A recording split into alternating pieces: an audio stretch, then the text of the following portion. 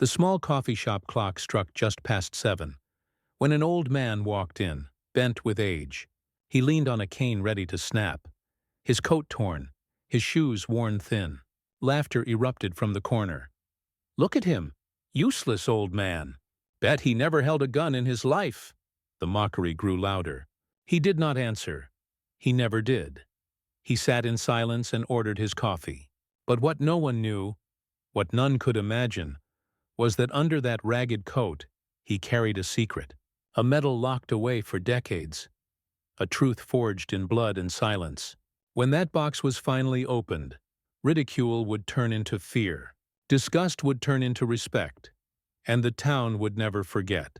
Narrator: if you love dark and true stories, subscribe now and hit the bell, because what you're about to hear is not just a story, it's a warning.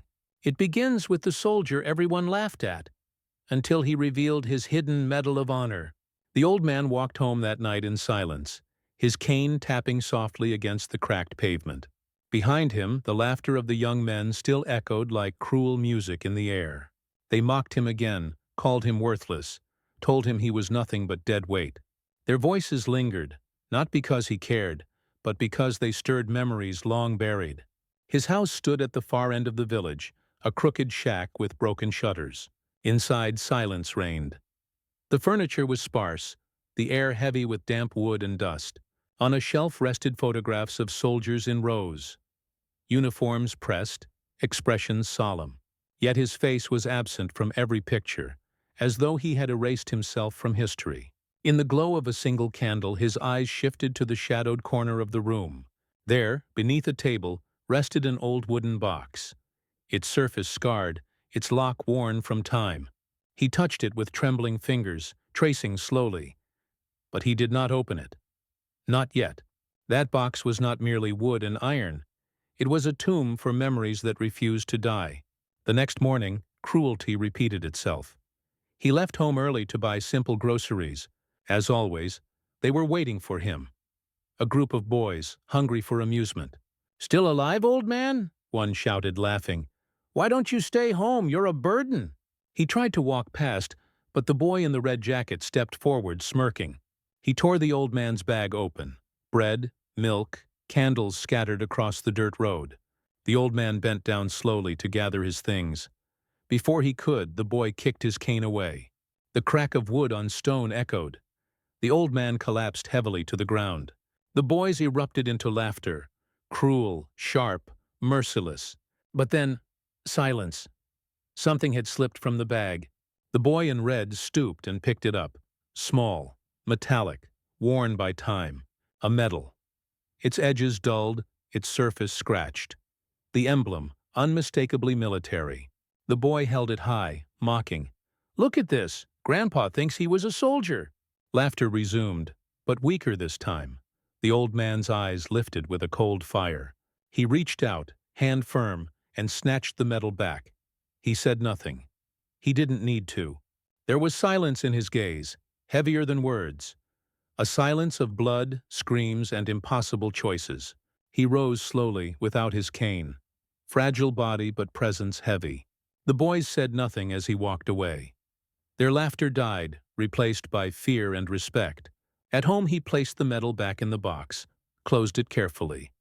Sat in silence. Narrator: they thought he was nothing but a weak old man. They thought his silence meant emptiness. But silence often hides the heaviest of burdens, and for him the weight of that medal was not pride. It was pain. That night sleep refused to cross his doorway.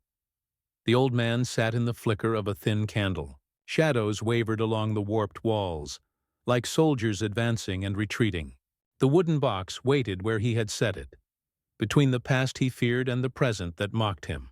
He undid the latch. The sound was small, but it cracked like a rifle shot in the quiet. Inside lay the medal, the folded letter, the photographs bleached by years. He did not touch the medal. He touched the letter. The paper rasped when he opened it. "Come back to me," the first line read. The ink had run, blurred by tears.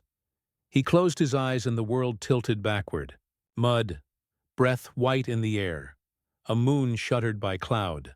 He was young again, hand steady on a rifle. The smell of cordite, diesel, and smoke. Orders hissed down the line. Move. Hold. Move. Don't look back. But he looked anyway. Not from fear. From need. To count faces. Ramirez stroked the crucifix at his collar. Michael kissed the corner of a photograph. They reached a ridge overlooking the depot. The map had drawn it as a square. The night revealed it as a wound. Searchlights combed the valley. Inside the warehouse, small shapes moved. Not soldiers. Civilians. Orders were simple. Reality was not. Light the whole thing. On my mark. There are families inside, he answered. A silence heavier than gunfire followed. Give me 5 minutes. 3, the sergeant said. No more. He slid under the fence with 2 men. Splinters tore his palms as he forced a door. Inside, mothers and children pressed into corners. Fear wider than any battlefield. Quiet, he breathed. We're leaving. Then the alarm screamed. Floodlights blazed. Bullets chipped concrete. He dragged the boy, then the mother, then more. Ramirez covered the door, grinning between shots. A round found him high in the chest. Michael held the corridor until fire consumed it. He looked once at his photograph, then stayed. They burst into the night with the civilians. The depot bloomed black and orange. Ash drifted across the snow. Sirens argued with the sky and lost. He counted the rescued faces. But his men's numbers refused to add up. The candle guttered in the present. The letter shook in his hand. He folded it gently, tucked it back in the box. He let the room breathe with the past. Outside, the village slept peacefully. Inside, an old man guarded a coal that never cooled. He pressed 2 fingers to the metal's edge and whispered the names he still carried. Narrator. The past does not live behind us. It lives inside us. He saved lives that night and lost others. The medal honors that impossible math. But the truest accounting is the silence that followed. In the morning, he would walk the same streets. The boys would laugh, blind to their measure. At the window, dawn rinsed the sky. He let himself believe light could be gentle. The echo of boots faded. The echo of names did not. Narrator, final. And when echoes stop pretending to be far away, they will meet us all in the square. It was Saturday morning when the small town gathered in the square. Stalls lined the streets. Children ran between them. The air smelled of bread and roasted chestnuts. Life moved easily until the old man appeared. Slow steps, leaning on his cane. His worn coat hung heavy on his frail frame. The atmosphere shifted at once. Conversations faltered. Whispers spread. Some eyes narrowed, others watched curiously. The boy in the red jacket stood by the fountain. Well, well, look who decided to join us. His voice cut the air. The great war hero. The others laughed, sharp, cruel, mocking. Tell us, old man, another shouted. How many battles did you fight with your cane? The old man lowered his gaze, tried to pass, but the boys circled him like predators. One shoved his shoulder lightly. Another kicked at his cane. He stumbled but did not fall. The boy in red stepped closer, venom in his voice. Come on, tell us a story. Show us that medal. Or is it just a toy? He sneered. The crowd began to gather around. Mothers with children, merchants at stalls. Some expected humiliation, others wanted truth. The old man stopped, breathing heavy. Not fear, something deeper after decades of silence. Dozens of eyes pressed against him. The boys grinned, certain they had cornered him. But then, slowly, deliberately, the old man reached inside his coat. The laughter faltered. He pulled out a wooden box, edges worn. Its hinges groaned as he set it on the fountain's edge. His fingers lingered on the latch. For a moment the world held its breath. Then, click. The box opened. Inside lay the medal. Not polished, not gleaming. Old, weathered, scarred. But for those who knew, its meaning was undeniable. The Medal of Honor. A gasp rippled through the crowd. Laughter died on every lip. Even the wind seemed to hush. The boys' expressions shifted from smug to uncertain. Confidence cracked under the weight of what they saw. The old man lifted the medal in his trembling hand. His voice rose steady, cutting the silence. "You laugh at me, because you see weakness, but you do not know what this means." He raised it higher. Sunlight struck the surface. Every mark on this medal was paid in blood. Not mine alone, my brothers. Men who never returned. Men whose silence weighs heavier than laughter. The crowd bowed their heads. Children clutched mothers' hands.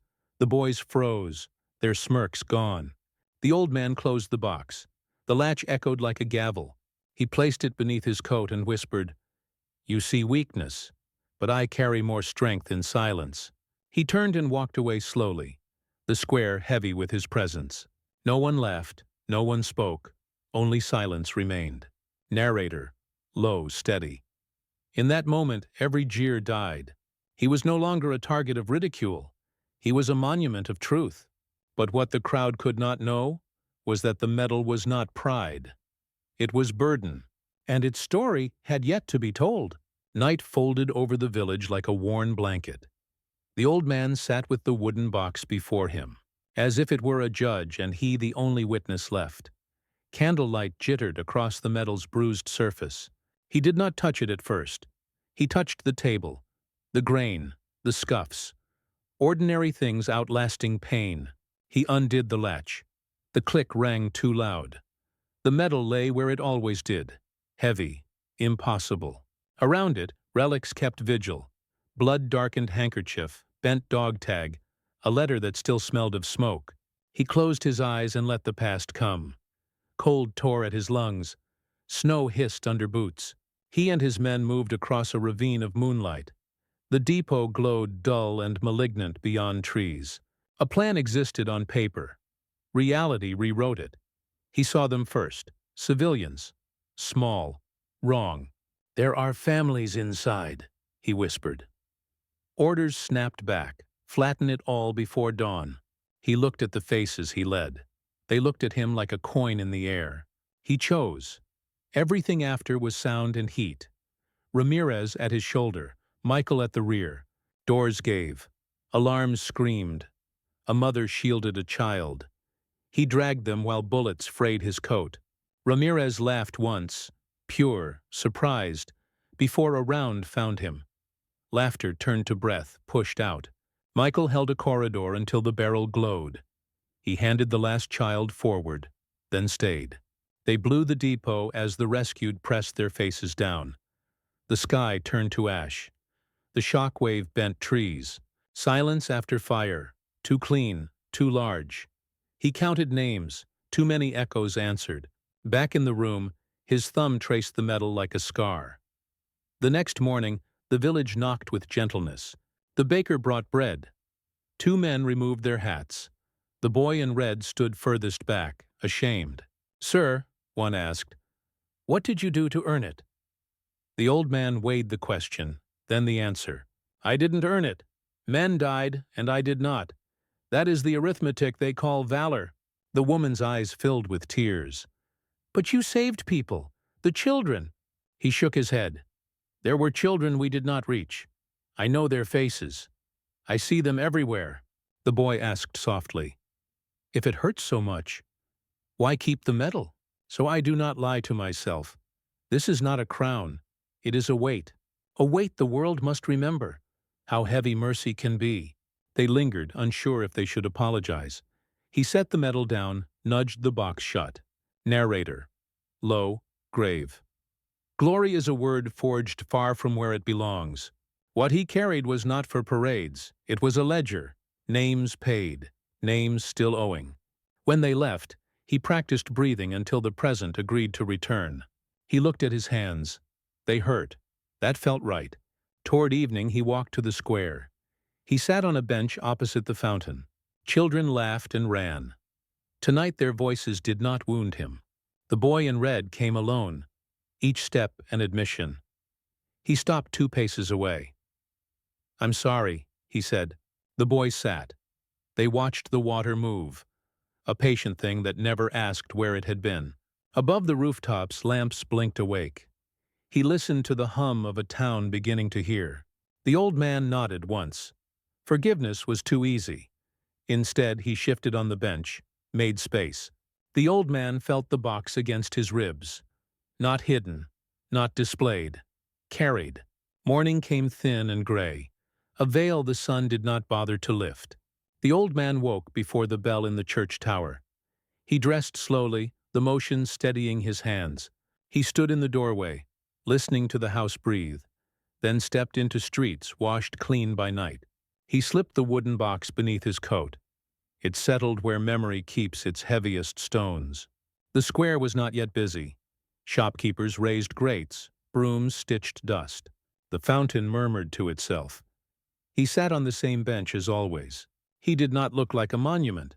He looked like a man growing old in public. But the air had changed, tuned to a pitch that made the careless careful. People arrived in small ripples. A baker, 2 men, then the boy without his jacket. "Sir?" the boy said awkwardly. "Could I sit?" The old man nudged space on the bench. They sat in silence as the square filled. Curiosity arrived last, wearing its best behavior. No one asked for a speech. No one asked for the box. That felt right. He opened it anyway. The latch gave softly. He held the metal low where eyes had to lower to see. Sunlight found its battered face. An honest light, neither forgiving nor cruel.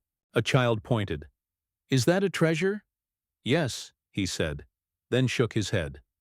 "And no." A merchant cleared his throat. "We could display it. Your name, a plaque?" He shut the box gently but final. "Names fade. Better it is carried than admired." Silence grew again, warmer than before. He looked at the faces before him. "The true hero," he said softly, "is the one who did not come home." Heads bowed. The square held its breath. A bell rang the hour, soft in respect. The boy drew a plastic trinket from his pocket. He placed it on the bench. "For the ones without benches." It was clumsy and perfect. The old man left it where it lay. He rose. Age negotiated each movement. He tucked the box back under his coat. No ceremony, no announcement. Just a nod to the unseen. Then he walked. People parted. They did not applaud. Respect worked best in silence. At the bakery, the woman called softly, "Bread for later?" He accepted, eyes meeting hers. "Thank you. You're welcome. We try again today." He moved on, steps fading into the street. The boy stayed on the bench until the old man was gone. Then he set the trinket on the fountain's rim. For the first time he understood. Mercy is a direction, not a feeling. Back home, the old man placed the box on the table. He brewed coffee, steam veiling the glass. The metal was no longer a secret.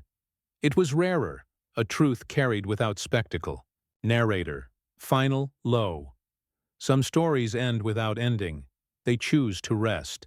He was not forgiven by the living, nor could he be by the dead. But the town learned at last how to hold a silence that honored both. He sipped, set the cup down. Outside, the bell rang brighter now. He smiled, just enough to count as victory, and began the work of another day.